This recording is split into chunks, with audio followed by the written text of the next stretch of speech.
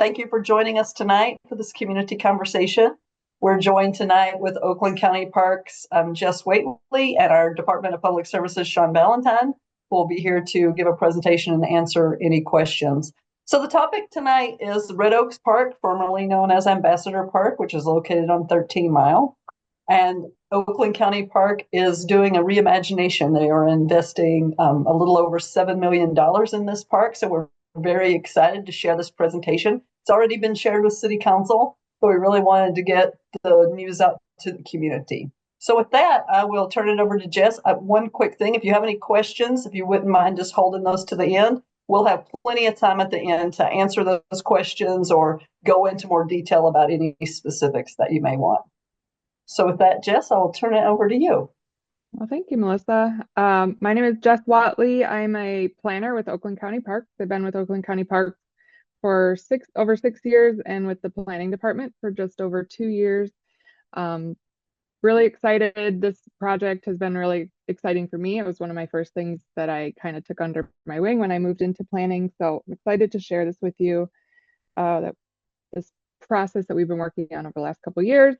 And as we move into this season, which will be our construction season. So this update is kind of an overview of what's been happening behind the scenes and in the public for the last 2 years, and then moving forward. On your screen is a photo of Red Oaks Park from atop the sledding hill looking north, and you'll see Woodmont Drive on your left and Park Place Apartments on your right. This is taken in the summer.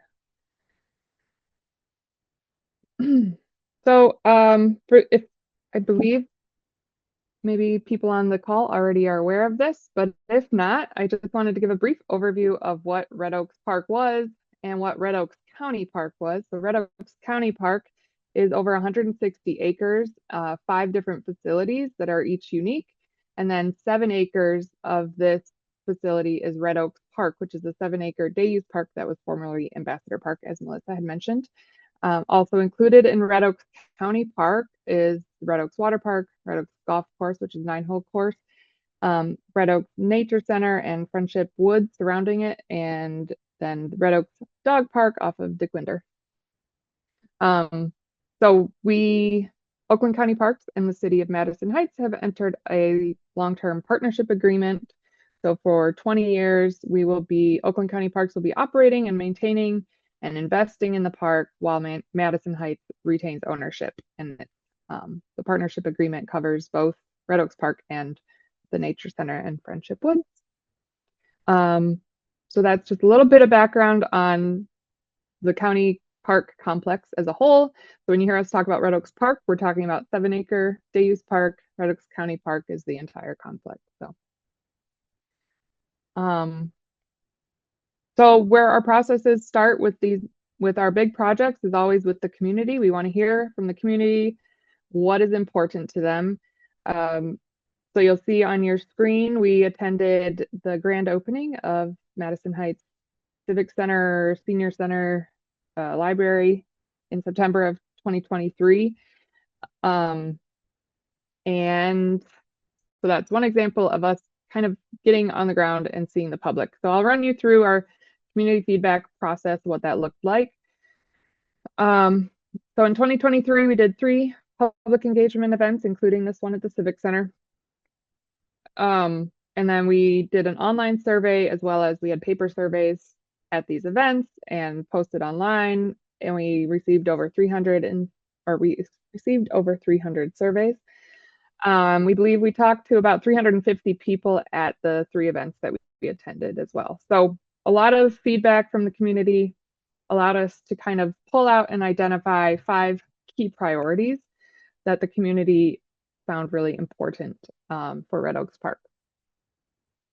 The areas they felt were most important: natural areas, native plants, and healthy forests. They wanted this to be a place that you could be immersed in nature. Clean working restrooms was a priority, which if you've been to that park, you know there are no current working restrooms. They're just porta potties. So this will be something really exciting that the community really wanted.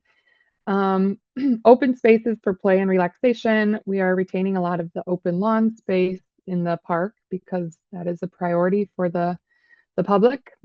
Universal accessibility was really important. It's really important to Madison Heights City Council. It's really important to Oakland County Parks. So it was good to see that the community valued it as well. And universal accessibility is really just people of all ages and abilities can access a space without barriers. So working to make sure our space is as barrier free and allows as many people as possible to enjoy as many aspects of it as possible, kind of what universal accessibility is. And then paths and walking trails, we know that loop at the park is really popular. We're continuing to maintain it in the winter so people can use it. And so we're really trying to enhance and build upon the existing pathway. That was another priority. So our next step, we took those priorities and we onboarded a design team. We gave them these 5 priorities and said, this is what's important to the community. And so they took those 5 priorities and they created the preliminary designs. So we worked with our design team for about a year to create those and made sure they were kind of what we felt the community was looking for. And then to make sure in 2024, we brought those designs and shared them with the community. So you can find those on our website, which I will share with you how to get to that at the end of this presentation. We also hosted an open house event in August of 2024, where we brought all these designs and our design team actually attended. So the community could come out and talk to the design team directly, talk to us, and see how their ideas were implemented into this design and offer feedback. All of that feedback was given to our design team. And so then all of that feedback was incorporated into the final design phase, which is what I'll be sharing with you now, is where all of this community feedback fed into this final design phase. So just that is our background on where we got to. So this is Ambassador Park. It is 7 acres. It is very long and narrow. So for orientation purposes, I want to point out north is to the left, that's 13 Mile. South is to the right, that is a Red Oaks Golf Course. So you can orient yourself. A lot of the images, wherever it's the full park, will be oriented this way just to keep it all on one page. So we'll be going through all of these in more detail, but I wanted to give you a general overview. Something that really sticks out right away is kind of looping pathways. So the perimeter pathway that you're looking at is the existing pathway, and then there are different cut throughs and loops that give people more variety when they go to the park. They can choose different distances, which makes it more accessible, and then just mix up their routine or their route depending on the day or depending what they're feeling like. So that's something really cool that probably sticks out to you, or might stick out to you if you're aware of what the park looks like currently. Another thing is the parking lot currently is kind of an L shape, so there's not really traffic flow. So this is more circular, so there's a drop-off point with accessible parking, and it makes a loop so that there's easier flow of traffic through there. The sledding hill is still there, and we're going to give it some enhancements. The open lawn area is still there. And then there will be some major additions toward that northern end, just south of the parking lot, which we will go through in a little bit. So here are some renderings, which I think are really an exciting way to see the plans. So this is taken, imagine you're up in the air above the central lawn and you're looking north towards 13 Mile. So we have on your far left of your screen in that left corner is called Tot Garden. So it's for younger children. It's kind of more enclosed so they aren't wandering off easily. And it gives them a space that's kind of their own, where parents can sit and relax more, or grandparents can sit and relax more while their kids enjoy that more intimate area. On the far right is a larger playscape with a lot of different natural elements, which is really cool. So it gives it a lot more unique play feature. And it also incorporates a lot of natural plantings and green stormwater infrastructure into the play space. So different elevations and bridges and hills, and it will be a very unique play structure. And then kind of central, that structure you see, we're calling it the front porch. So it's about a 17-foot by 35-foot front porch, which overlooks this lawn area. So the intention is just kind of a nice, relaxed gathering space. There are 2 accessible restrooms on that on the same building. So yeah, just kind of a central gathering point for relaxation, for spending time with people, for meeting. And yeah, the intention is to make it feel like a front porch. So if you imagine you turned 180 degrees from your aerial perch, you are now looking south towards the golf course. You can see the sledding hill kind of central up there with some play enhancements on it. So we'll be building some tunnel slides directly into the hill. There'll be a space for hammocks, these looping pathways. You can see how they are kind of, pardon me, just continue to loop through the space, and there will be native planting areas alongside lawn, giving it a nice geometric, very exciting little, more excitement. And then the other thing I wanted to point out was on the far left, you'll see what's called like a play pocket. And so play pockets are nice for as parents or grandparents are traveling with kids and they want to stop and take a little break or have a little kind of unique play opportunity. Those will be scattered throughout the park as well.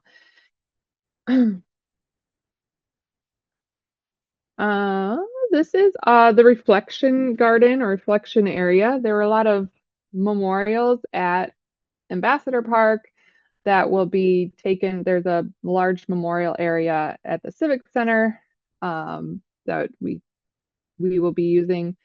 All of the memorials that were created here will be moved to that central memorial area. But for those people who really found this park special, there will be this reflection area that will kind of that will allow them that time to reflect and think about their loved ones that they had put a memorial at this park for.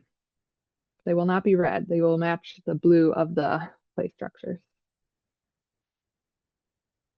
And then here, just kind of an idea of one of the pathways. This is at the very southern end of the park, just the native plantings, pollinator gardens.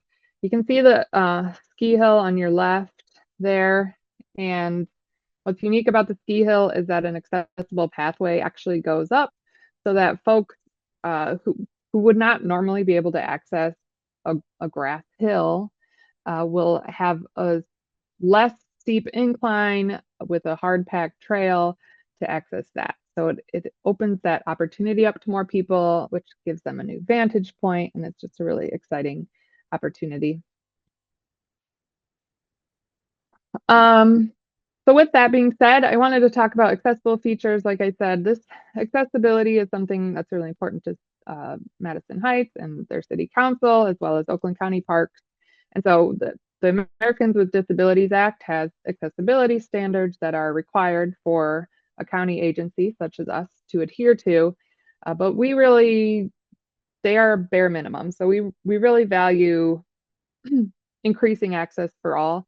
So we are doing some things that go above and beyond those required standards. So a few examples, we have pedestrian access from 13 Mile Road.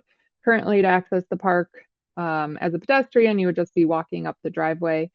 So this will give more opportunities for that, and those will be on sidewalks or hard packed concrete trails.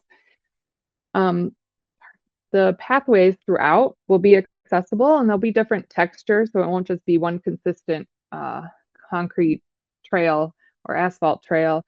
There'll be different textures throughout.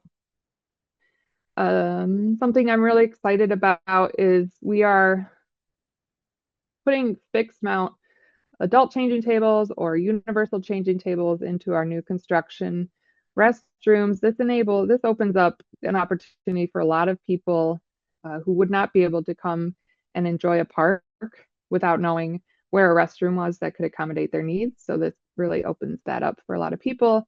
We're excited about that. Poured in place surfacing in the entire play structure area, which if you've talked to anyone who ever installed a playground, it is definitely the most accessible playground surfacing material, and it usually costs as much as the play structure itself, but that's a priority for us as well, is just to get that accessibility throughout. And then various seating options allows people to kind of opt in and out for how far of a distance they want to go. If they know there are benches throughout the park, they can feel more confident moving in any direction at any time without feeling like they won't have anywhere to rest. So just a few examples of some universal accessibility that we've been incorporating, and we may see more as we go through these other slides, but if there's anything else accessibility wise that you notice, you can also take note of that. So we'll break down the site design into a couple sections so you can see it more closely. These are our entry points. As we said, there will be pedestrian access from 13 Mile Road sidewalk. There'll be a drop-off drive, and then that kind of welcome gathering plaza area, so people don't feel like they're just dropped off abruptly and have to either go left or right. The parking lot will be asphalt, and it will be incorporating a lot of green stormwater infrastructure. So all that stormwater runoff will be cleaned as it goes through and works its way through. We are increasing parking spaces, I believe, by about 20 spaces. And again, giving it that circular flow. The entry plaza, as we talked about, will have kind of a different texture than the asphalt or concrete pathways. Some of this kind of exposed stone seating, and then we'll have some light bollards so that folks who find their way we want to make it more accessible, especially on, in the winter when it's dark at 5:30, that we can make sure people have access that's safe. And then bike racks to encourage non-motorized access. The porch garden, as we had talked about. So this area in the very front or facing the lawn, that's, like I said, around 17 by 34 feet. And then there's the space directly off of the welcome plaza. That's where the drinking fountain, water filling station, and the two restrooms are located. And then there's storage for maintenance items on the back side. But the idea is just to give it that feeling of a front porch where you can look out over the lawn, you can see the movement and the play and the excitement going on all around you. Here's a concept drawing of the pavilion, the porch pavilion. So this front area where the swings are hanging, that's kind of the front porch view, and then the side area where the restrooms are would be coming straight off of the welcome plaza.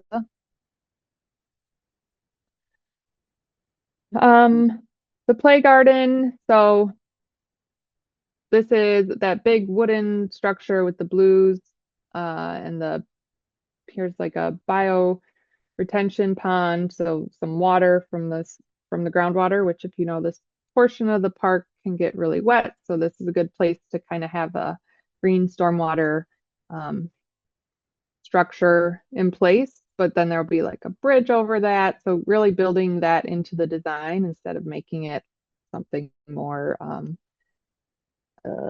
utility for like utility, but it can be for function and for fun. And then again, building in the different topography, the hills, building that stuff in so that there's different elevations and access points.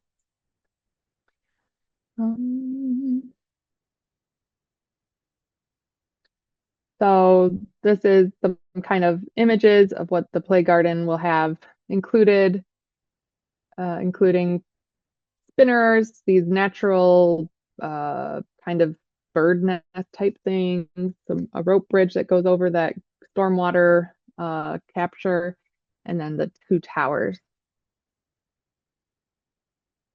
The top garden, as we saw on the plans, on the aerial view, like we said, just a couple little small huts and the little area that's almost enclosed so that the parents or grandparents or whoever is with the children can feel a little more comfortable that they are kind of in a more contained, safe space. And then surrounded by native landscape.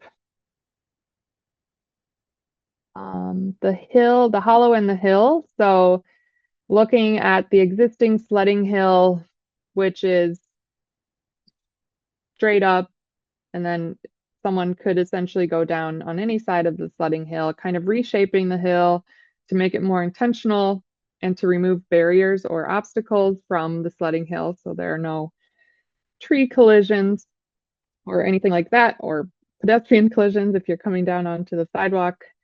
And then you can see on the right side of the hill in this image is the accessible pathway that goes up the hill. So allowing people, who maybe not necessarily in a wheelchair, but people with mobility issues or who are unstable on grass or whatever can make their way up there, and just providing them with that new vantage point that maybe they haven't been able to experience before is something really cool. We are excited about that pathway going up to the top of the hill and then building some play elements into the side of the hill, like this tube slide and rock climber. And then the hollow, or the hammock haven, it will be kind of a built element for hammocks for people to hang out and rest and relax. So down here at this end of the park, kind of more natural play and relaxation area.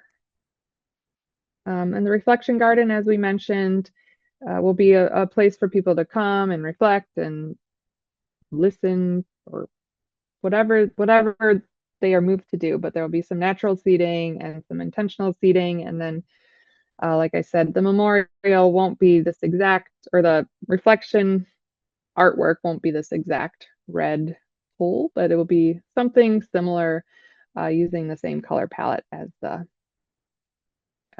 play structure. So that's it for the designs. I wanted to go through the timeline for everybody on the call. The idea would be in 2025 winter, which we're in right now, we're completing our construction documents.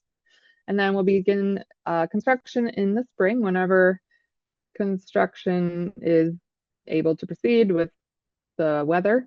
And then summer and fall, well, throughout spring, summer, and fall, the park will be closed for construction. Because we're able to do the entire park at once, we'll just have the entire park closed, hopefully just for the 2025 season. And then in spring of 2026, any final punch list items that we have to accomplish. And then in summer or fall, we'll be having a grand opening. So I wanted to show you, if you are interested in project updates, staying up to date, Red Oaks Park is part of our Healthy Communities investment. And so you can find information about this project and many others at oaklandcountyparks.com under the Get Involved tab, and then Healthy Communities Investments, and look for Madison Heights. Talking about the project budget, as Melissa had mentioned, just over $7 million for this project, and those funds, so you are aware, they come from 2.75 were identified through Oakland County Board of Commissioners through the American Rescue Plan Act, and that is where our Healthy Communities Outdoor Recreation Investment Plan, the ARPA dollars were funding our Healthy Communities plan. So, and then we did a capital improvement match. Oakland County Parks matched that fund with $1 million. And then the idea originally was to take the 3.75 from those two buckets and do a phase one of this park, which would have just been the northern portion. So the parking lot, play structures, and the front porch restroom building. Because of the passage of the millage, however, this past November, we're able to do the entire park at once, which saves money and economies of scale, but also saves time of closing the park and having it all done at once. So we're really, really grateful that we're able to do this whole park in one phase instead of trying to break it out. So that is the overview of that. And then I am here to take any questions. I wanted to point you to a couple resources before we start questions. Our website, if you want to get to the planning page, is oaklandcountyparks.com. Again, get involved and then planning. You can email me directly at watleyj@oakgov.com, or you can email your city manager, Melissa Marsh, and her email address is there as well. Thank you. Thank you, Jess. Do we have any questions from anybody on the call today? If you do, you can raise your hand, or I think you can unmute.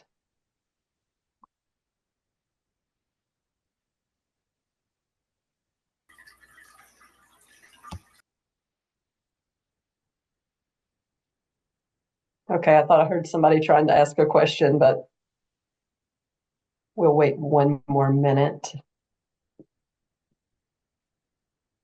While we're waiting, it is the plan to post this live presentation on our social media pages so more people can access it. And with that, I'm going to assume, Harley, you don't see anybody with their hands raised. I'm not seeing anybody.